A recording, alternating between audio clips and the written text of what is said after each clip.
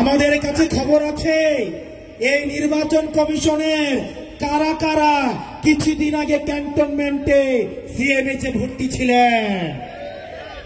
আমাদের কাছে কিন্তু খবর আছে এরশাদকে যেভাবে গলফ খেলতে নিয়ে যেত ঠিক একইভাবে এখন অনেককেই ধরে ধরে সিএমএইচে নিয়ে যাওয়া হয়। কোন জায়গা থেকে পরিচালিত হচ্ছে রাজনীতি যে কোথায় চলে। প্রিয় নড়াইলবাসী, আপনারা আমাদের সাথে থাকবেন। আমরা প্রতিজ্ঞা করছি অতীতের যে রাজনীতিক যে ধারণা ছিল, যেই খেলা ছিল, সেই খেলার নিয়ম তো পাল্টাবই, খেলাকেও পাল্টে দিব।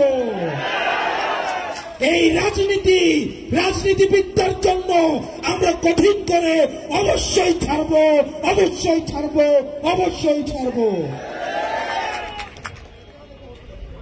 আমরা রাজনীতিবিদদেরকে জনগণের কাছে জবাবদিহি করতে আমরা বাধ্য করব। রাষ্ট্রের প্রতিষ্ঠানগুলোকে আমরা জবাবদিহি করতে বাধ্য করব। আমরা আবারও বলছি, নির্বাচন, জনগণ এবং রাজনীতি যদি করতেই হয় তাহলে চাকরি ছেড়ে দিয়ে এসে এবং ক্যান্টনমেন্ট ছেড়ে দিয়ে এসে তাহলে রাজনীতির মাঠে এসে রাজনীতি করুন। গলফ খেলিয়ে, হসপিটালে ভর্তি করিয়ে যারা রাজনীতিতে যারা ইন্টারফেয়ার করার চেষ্টা করছেন, আপনারা ফাউল করছেন। খুব শীঘ্রই আপনারা রেড কার্ড দেখবেন।